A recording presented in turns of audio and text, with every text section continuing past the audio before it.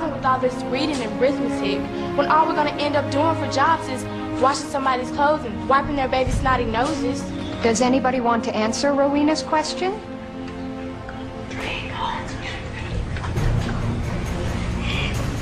Rosa, why do we bother? We bother so we can be equal to everybody else. We're not equal to everybody else. We're not equal to white folks. I was raised to believe if I put my mind to it, I could do whatever I want in this world. I decided no one's better than me. No man, no woman, black or white. No one. If white folks say no one. A person will take everything from you, even your life, but they can't take your dignity. Can't nobody take that from you but you. That's what my grandpappy told me, and I believe it. If you learn nothing else at Mrs. White's school, may the blessed Lord help you remember that those are just words.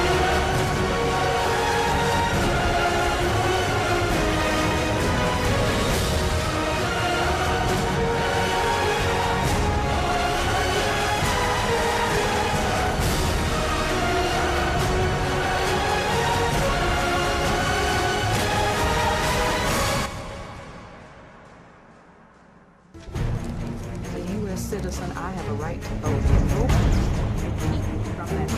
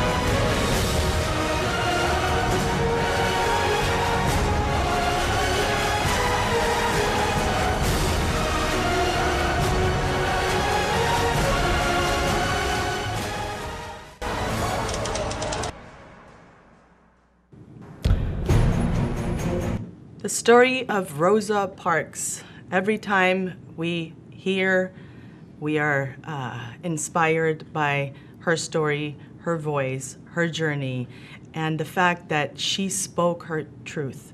She stood up for what she believed in. She was the courageous leading lady for peace learning of her time.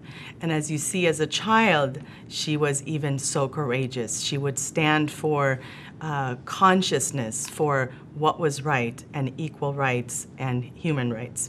And so it is crucial, it is absolutely critical for us parents and grandparents and caregivers to raise tomorrow's future generation with hope, with the belief of equal rights, with the tools and the skills to cultivate such leadership.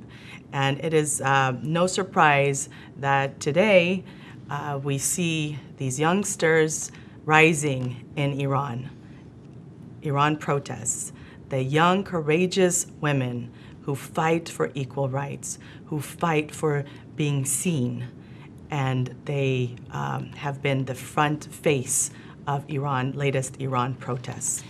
So it is my honor to have moms on today's show, conscious moms, conscious leaders, conscious media leaders who take this very serious, who take not only the job of conscious parenting, but creating content for media, social media, for conversations, for print, to share with our next generation, to share with our children and our youth, to make sure that they know they are enough, make sure they know they deserve pursuit of happiness, make sure that they know they deserve freedom, and make sure to know that we are here to stand with them. So I'm dedicating today's show to hashtag Iran protests and honoring the courageous women, the moms, the girls, the daughters, the he's for she's, who know the importance of being courageous today in not giving up the dream and hope and speaking their truth. So welcome to my show, Mandana Orlando Soy. And it's an honor to have you here once again. I know that we have shared the motherhood journey for years together, and so therefore there is a special intimacy and history in this relationship. And our dear friends and colleagues, Erin Taylor and Sue DeCaro, who are joining us via Skype, and they have dedicated their lives and their motherhood journey to raising conscious awareness, conscious parenting, cultivating conscious parenting, and cultivating conscious media. Welcome, Erin. Welcome, Sue. Hello, Nelly. Hello. Happy to be here. Hello, hello. So your thoughts from what we just saw, Rosa Parks, how this ties into the young women who are standing up and fighting for their rights today in Iran. What a fascinating woman Rosa Parks was, and what a brave and courageous woman to take a stand at a time when no one around her was. She is an inspiration, I believe, to young girls everywhere. And I personally am really excited about the shift that's occurring in our society with women finding their voice and finding their courage to be able to speak up, because now more women are speaking up and using their voices, and so they don't have to feel like they're the only ones, like Rosa Parks must have felt back then. Yeah, and it's so interesting as you witnessed, her I guess, raising her hand as a little child and standing up and speaking her truth at such young age. And she attributed to her grandparents.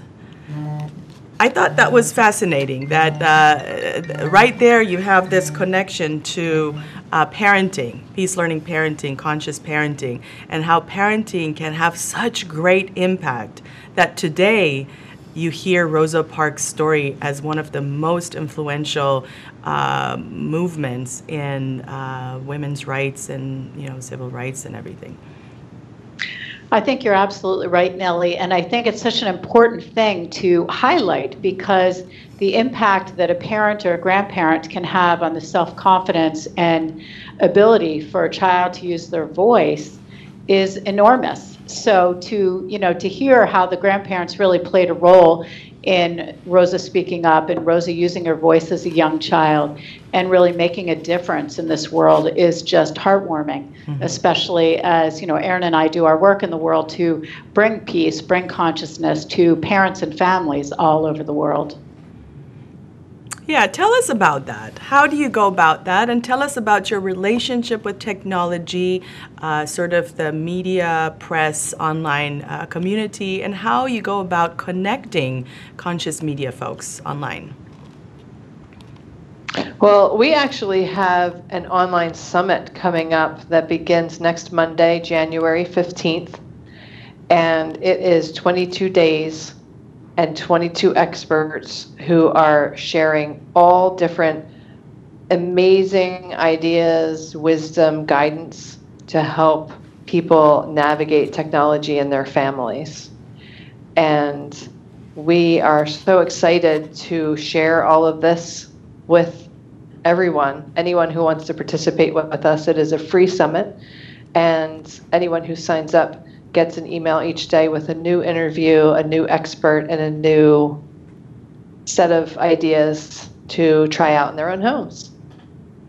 And I know some of your special guests, Dr. Dan Siegel and Dr. Shefali, who are really the founding father and I guess mother of interpersonal neurobiology and conscious parenting. They're going to be leading part of this summit, right? Yes, Absolutely. they are two of our experts for sure. Wow. Wow, that's amazing. I am so, so proud of you for you to have brought together parents and experts and of this expanded nature to really reach out and connect to multi-discipline, multi-generational, multinational, international voices and I guess perspectives is just really, really honorable. Thank you for doing that for our community. Oh, thank you, Nelly. So folks, if you are interested in educating yourself about how to better use technology or connect to technology or navigate through technology, I join, me and the BCC community, Erin Taylor and Sue DeCaro at, how do they join? Do they come to your website? Do they sign up on Facebook? What's the best way to do this? They actually can visit navigatingtechnologyinourfamilies.com. It has its own website that will take them right to the registration page. Okay, so repeat that one more time for our viewers. Sure. www.navigatingtechnologyinourfamilies.com. Great. Navigatingtechnologyinourfamilies.com. Got it. And I will also be sharing all the posters and all the info on MomTalk LA page as well as the Peace Learning Living page. So please stay tuned. Please sign up. Be ready to join. I know it takes, prioritizing. It takes putting those times in our calendars and really committing to it. But I promise you, you will take away so much key information that will help you connect with your children through technology safer, better, and you will be more wise about it. So thank you for doing that. If I could add, Nellie, the beauty of this summit is that they can actually listen whenever the time is right for them. Oh. So the email comes directly to their inbox each day, but they can listen to 3 in one day if they're a little behind or whatever suits the schedule of the individual that signs up. So don't feel pressure to be right on the mark, as these are released. Do it at your time when it's right for you. Oh, that's so wonderful. That's so wonderful, especially I know with moms and the busy schedules of parents, it's really important to have that flexibility. So thank you for making it so accessible.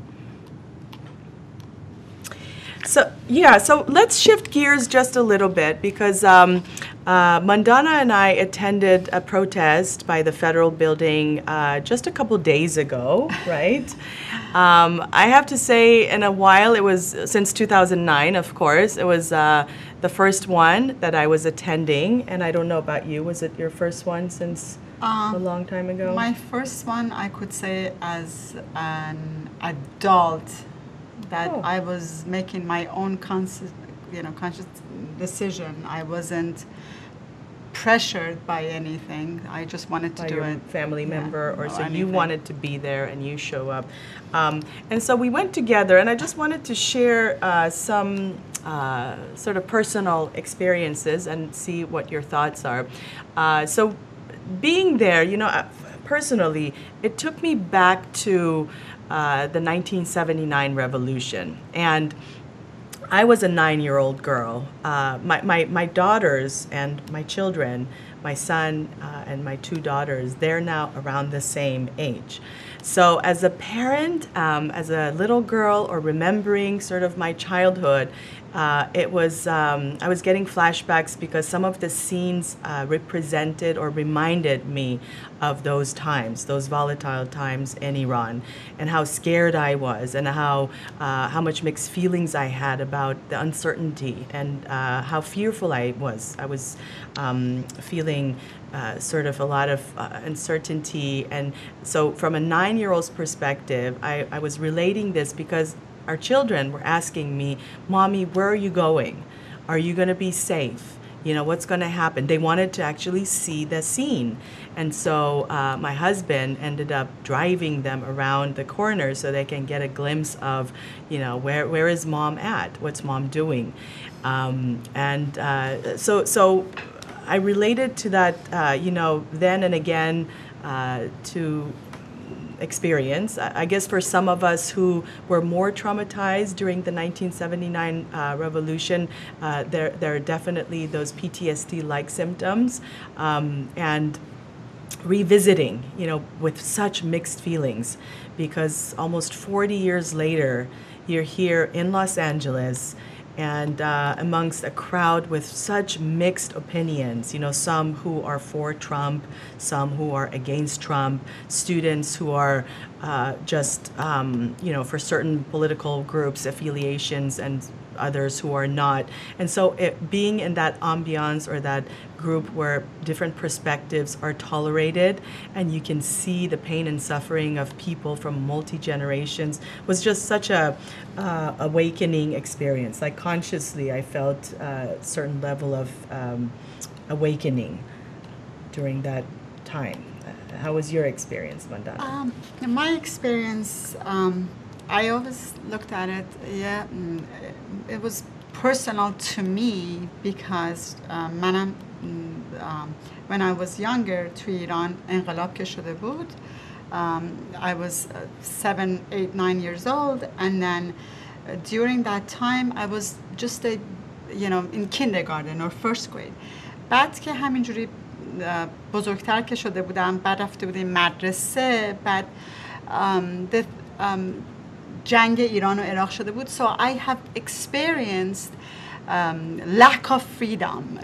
when I'm growing up, از یه روزی که میتونستم شلوارلی تو مدرسه بپوشم, فرداش نمیتونستم بپوشم. So I couldn't comprehend or digest که there was a government change. All I knew, my freedom was becoming limited and limited.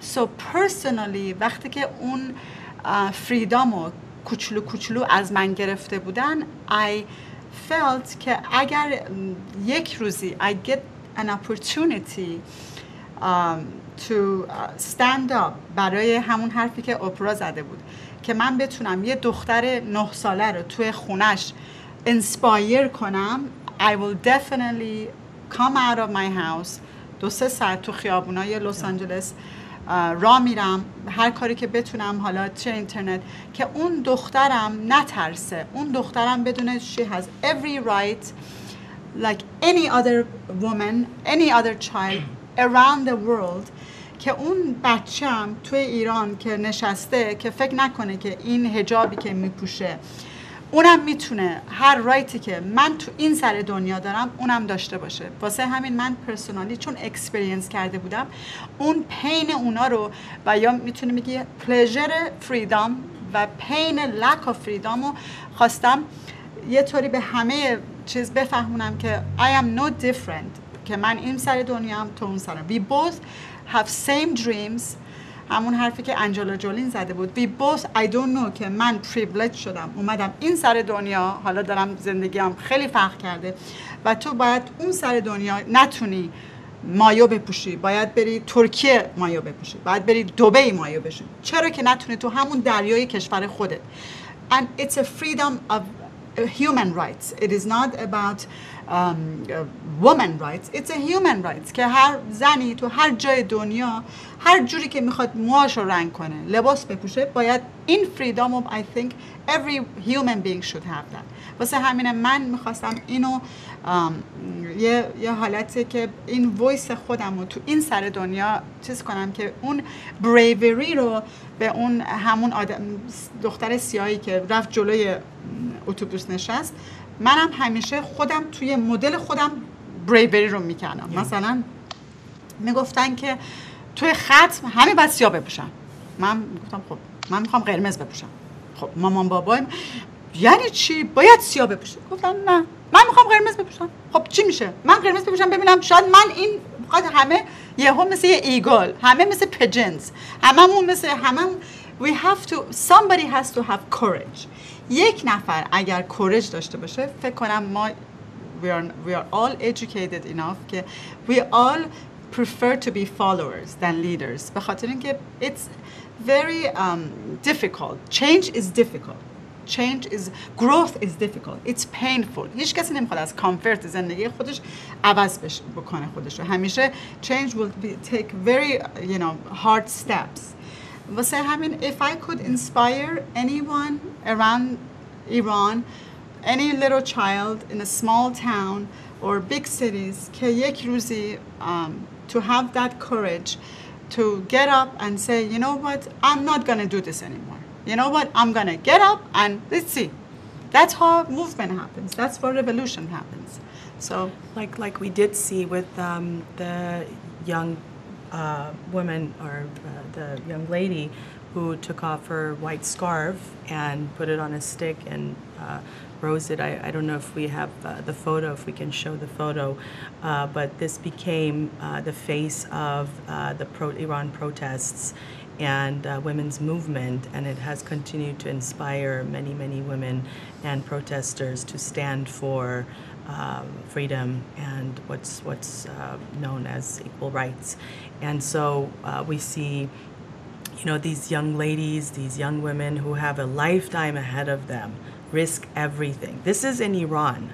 So here, if we're worried about showing up in front of the federal building on Wilshire Boulevard, Beverly Hills in West LA, and showing our face, if we're afraid to do that here, which many friends and colleagues and people that I reached out to personally said, we're afraid. We don't want to come because they're going to take our photos and then we'll be on the blacklist and we go to Iran and it's not going to be good for us. So if fear stops us from taking those courageous moves, then we should learn from these youngsters, the youth in Iran who are courageously in facing the I guess evil government. I mean that's the only way I can describe it, but there's a lot of evilness going on in the government there, and so she's facing them, facing darkness, and taking off her hijab, taking off her scarf because that's her right, and she is saying no to a mandatory cover-up, and so that's her right in her country. So your thoughts, Erin and Sue? I think that woman is very much like Rosa Parks. When I was saying earlier about how women are speaking up, I was kind of referring to women speaking up in the U.S. I think this woman who stood up and had that photo taken of her is a torchbearer in Iran and has depths of courage that I could only hope to aspire to at some point in my life. And she must give inspiration to so many young girls who saw that photo. Mm-hmm. Yeah, certainly for me and my family and my community, it was very, very inspirational. So your specialty, your gift and talent is to connect community, especially online community, especially on social media. Your gift is to connect conscious media, consciousness, and raise awareness. Any thoughts on how we could spread these messages of hope and courage and sort of share their truth and their stories with the world? I think that's a great question, Nelly. And I think that being represented in 7 out of 7 continents, we certainly have a lot of power in our membership to be able to spread messages, to be able to bring more consciousness and share stories such as this, as you mentioned, to awaken the world, to acknowledge that we do have voices, whether it's a voice in a family, a voice in society, a voice in our own town, our own community, whatever it might be. But, we were born with a voice and we need to be able to speak our truth anywhere and everywhere we are. And so I think with the large community that we have of professionals who, as I mentioned, do this work, speaking, educating, coaching, and counseling, throughout all 7 continents, they are working very hard to make a difference in their world, in their communities, to raise awareness, to raise conscious levels of growth, education, parenting, families, and connection all over. So that, I think, will make a big difference, and it already is. I think one family, one nook and cranny, as I like to say, in the world, one child makes a big difference. And so that's how we try to make our mark in the world together collectively through building connected communities. Yeah, and personally, I have to say I've had the pleasure and the honor to experience that, how you care about every single connection, every single voice and story and individual who connects with you. You care about them, you connect with them, you listen to them, and you help them grow. And so for that gift towards conscious media and cultivation of peace and character and peace learning, I thank you. Thank you. Yeah. Erin, can you tell us a little bit about why you were inspired, along with Sue, to put together this summit? Why? Oh, I love that question. Thank you for asking. We have heard in our coaching practices with parents, as well as talking to many, many children, talking to people in our community, in our local communities, as well as talking to our members in BCC, who, as you said, are on 7 different continents. So across cultures, across countries, across continents, we are hearing the same thing over and over and over again, that technology is stressful for families. Parents are complaining about their kids' screen time. Kids are complaining about their parents' screen time. Parents are complaining about their partner's screen time. Everybody is having trouble with this technology issue. And all you have to do is go out into public to see who is staring at a phone. It is pervasive across every culture, every gender, every age. And so we were really inspired to tackle this complex issue, to try to bring some resources and advice and ideas to parents as they try to navigate it in their families. And for example, when we were talking with Dr. Shafali, who I know all of us love and adore, she was pointing out that we are the first generation of adults who have had to figure out how to welcome technology into our own lives in a way that we're not addicted to it, which is so easy to do, so easy to become addicted. And then at the same time, we're raising digital natives who have never known life without a screen in front of them.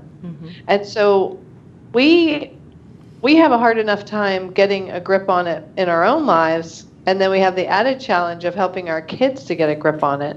And so we felt very inspired to tackle that topic to help parents and families and ultimately children.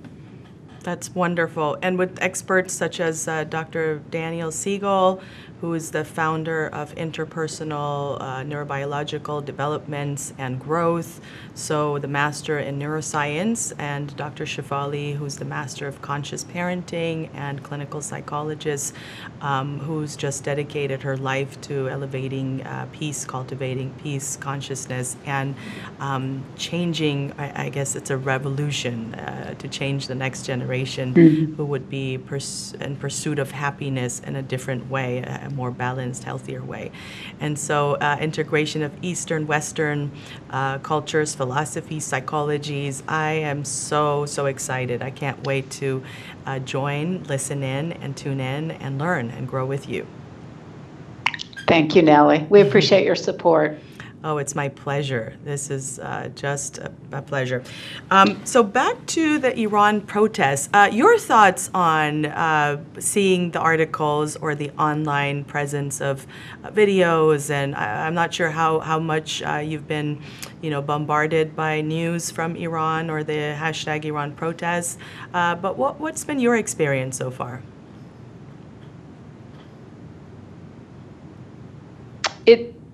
It seems to me that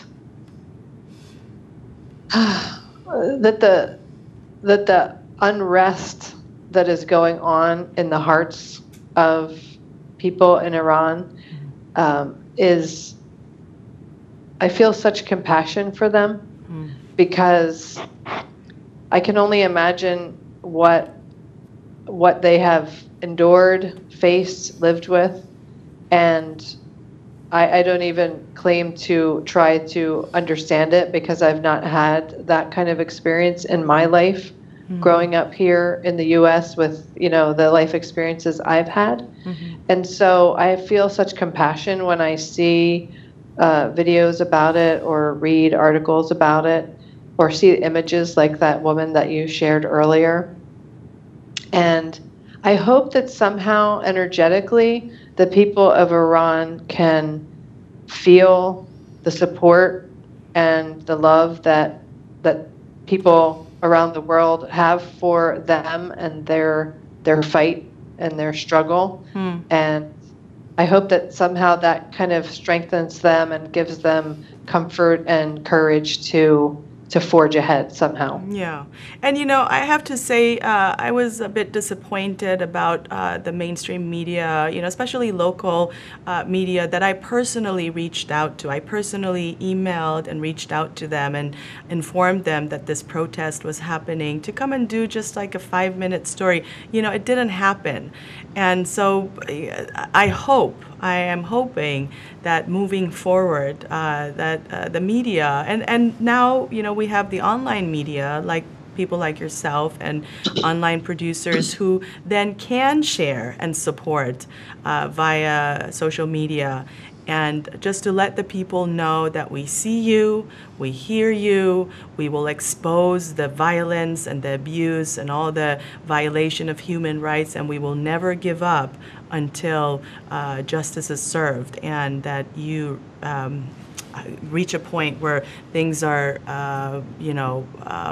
better for you. And for many protesters who have been protesting for years and years, to have people from the other side join in and show support and compassion can be very, very energizing, and can give them even more hope in moving forward, to know that their voices will be heard, has been heard, and will continue to be heard. And now with technology, it is so easy to expose people who are abusive and abusing their power and are violating human rights.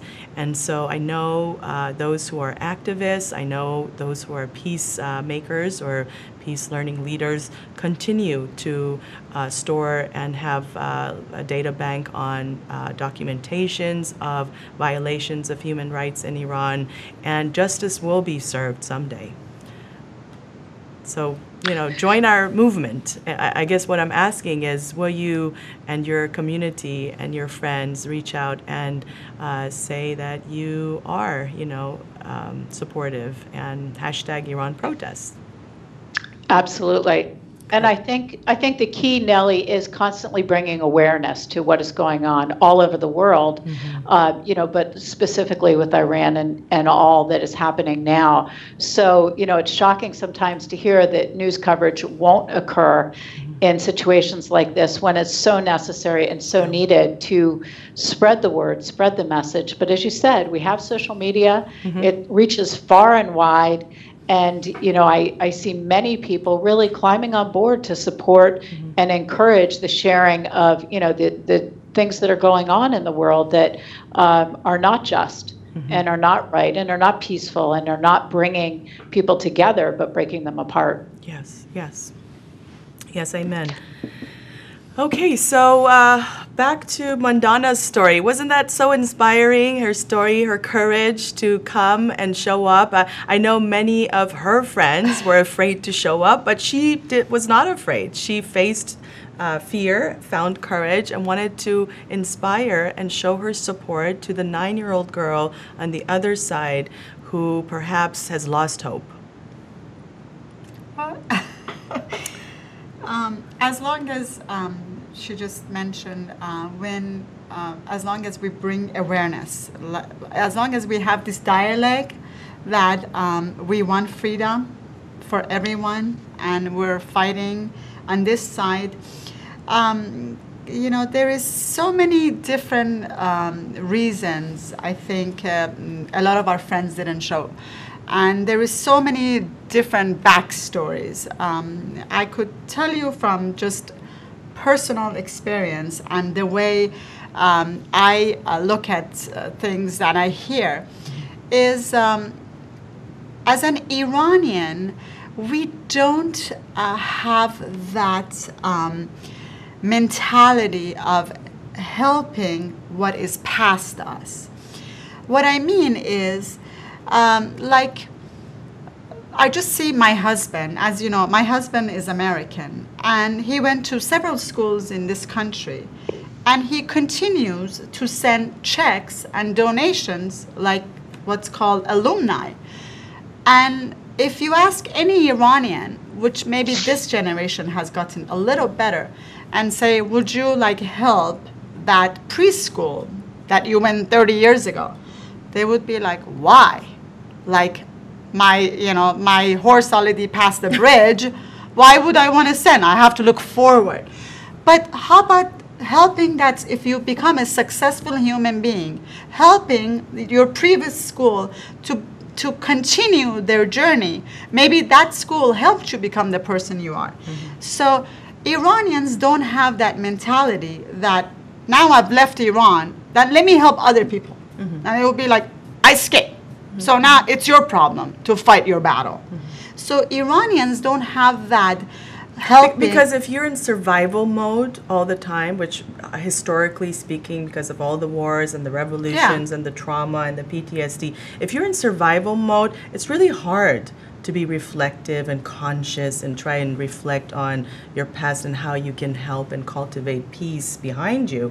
You kind of are in this fight or flight state and constantly trying to make sure that you have everything to survive to the next stage of development. And so psychologically it makes sense that you would be stuck in that mindset. Yeah. But what we know today is that if you are aware and if you bring awareness and mindfulness to that mindset, you can shift it. You can change it, and then you can become conscious of, no, actually, I am interested and willing to pay a price, and this is why I'm doing it. So, so that's the other thing that many Iranians didn't come because they're like, I'm sitting in my comfortable house, comfortable chair. Why would I want to go and supposedly help those who voted for?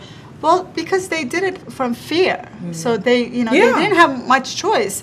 Some of us were lucky enough that we left before revolution. Some of us didn't. Some of us went through the channels of going through the whole visa system, So the Iranians need to know, even if you're here, your lives could change, just like the immigration laws are changing, on yearly basis. So you need to reach out and help those that are not, in your shoe. So for me, just learning that now that I consider myself, I'm the privileged one. So if I can help, just standing 2 hours in a place that I can help someone, why not? There was a beautiful post on social media, on Facebook, by Khanim Nushine Meshkati, who has been leading this peace learning sort of leadership and supporting the movement and the Iran protest. And she referred to Sadi's poem, Bani Adam a'zای یکدیگرند که از آفرینش ز یک گوهرند. So Sadi, and this is the famous poem that is also at the UN. And so the translation is that we are all one, and there's unity amongst us. And when one person or one part of the body is hurting, the rest of the body will be hurting. And so there is interconnection. We're all connected. And so if my Iranian sister or brother in Iran or the youth are hurting, part of me is hurting. And she just had this beautiful post also honoring Mayor Lily Bossi, who's the Beverly Hills mayor, and will be holding a special meeting today in honor of the Iranian Americans in diaspora, the Beverly Hills residents, as well as those who have businesses in the city of Beverly Hills, and in responding with empathy and letting them know that they are seen, their voices matter, that she, as the mayor of the city of Beverly Hills, is going to sit at the city hall and listen to them speaking their truth, which I find just so extraordinary. Lily Bossi, Mayor Lily Bossi, thank you. We honor you as a community, and we are so grateful. I personally felt so much gratitude. I was filled with so much gratitude and hope, and knowing that, so in leadership, in government, and councilmen and congresswomen, there are people who actually care, and they listen, and they're willing to take steps to bring positive change.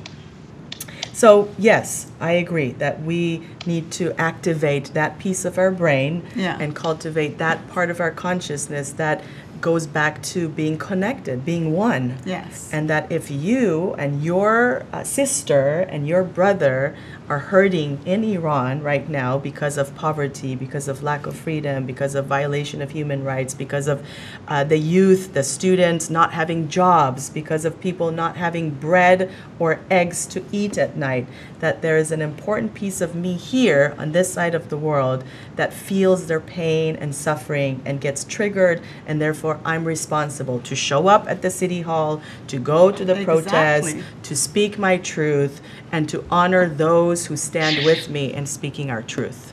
And also, there is this side of the story که ما فکر میکنیم we don't have to do anything because our horse passed the bridge. از اون برم Iranian culture, مردم ایران generally speaking majority آدمای خیلی پرتوقعی هم هستن. Like no matter what we do on this side, ما به کسی بدهکاری نداریم. Like it's not like we owe anybody. It's survivor. هر کسی برای خودش باید uncomfortable بشه تا زبان انگلیسی رو یاد بگیره. Whatever sacrifices, everybody does it based on their own life story. But people of Iran, even though they are nice and warm, they need to be kinder. They need to be understanding that هیچ توقعی هیچ کسی نباید از هیچ کسی که خارج از ایرانه داشته باشه. We are doing this to help you. So if anything we do on this side, we are, our lives are busier than ever. هممون مشکلات خودمون رو داریم, no matter where we are. So people in Iran, please understand that فکر نکنین که ما اینجا بهترین زندگی ها رو داریم و برای خودمون اینجا میخوریم میخوابیم. That's not true at all. This is one of the hardest country you could live. ما هر $1 که کار میکنیم 40 سنتش رو تکس میدیم. we're سیستم آمریکا, ما از خواب بلند میشیم, بیمه ماشین داریم, mortgage, we have so many different things. آره ولی فرق میکنه با اینکه مردم تو ایران نون شبشون رو ندارن و مردم تو ایران آزادی ندارن و اون دختری که یا خانومی که یا مادری که مثل من و تو قبول نداره حجاب و باور نداره حجاب و باید زورکی این روسری رو سرش بکنه و اگر بیرون بره 2 موش بیرون باشه یه باتوم میخوره و میبرنش زندان و شکنجهش میدن و اون وقت این شکنجه ها رو ویدیوها رو پخش میکنن. این ریالیتی، این واقعیت زنان ایرانه و ما امروزه میبایست با این خیزش و با این به اصطلاح جنبشی که زنان به خصوص پیشرو هستن هم صدا باشیم و هم فکر باشیم و اینها رو تنها نذاریم. این قسمتی که گاورمنت ایران یه چیزایی که من همیشه میخوام به آمریکایی بفهمونم اینه که the people of Iran are extremely nice and kind. Don't mistake us with the government. So that's the thing. همش میگن evil. It's the government. It's not the people. مردم ایران بهترین مردم ها، گرمترین مردم ها، ولی بازم مردم هم دارن یه جورایی به مردم دیگه ظلم میکنن. تو ایران abuse system is higher than هر جای دنیا، چون human rights وجود نداره، minority rights وجود نداره. یه بچه 14 ساله میتونه کارگر یه خانواده بشه. یعنی okay, but and the time is up. Like Oprah said, hashtag time's up. So those tyrants, those dictators, those people who are violating human rights now as we speak, your time is up. And our time is also up on Mom Talk. So Erin and Sue, thank you so much for joining Mom Talk today. Thank you for raising awareness on conscious media, for guiding us with this massive interconnection and ability to navigate on the internet and the social media world. You have always been a great coach to me and connecting our communities of conscious parents and peace learning parents who are devoted to bringing more peace for the future. And you guys, if you're violating human rights wherever you are, we will find you. We will find you and you will pay, because now we have technology on our side and no one is going to be able to hide from it. No one. So the truth is the truth will be spoken. I spoke my truth. I hope you spoke your truth. Yes. I felt you did. Erin and Sue, thank you so much for speaking your truth today. And time is up, ladies. It's time to move it. That's right. And we're with you for all of you, especially the young women who are courageously taking a stand and making sure that your truth is spoken. We honor you, we're behind you, and we support you, and we love you, and we wish you a successful movement this time around. Yes. So may peace be with you. Until next time, goodbye.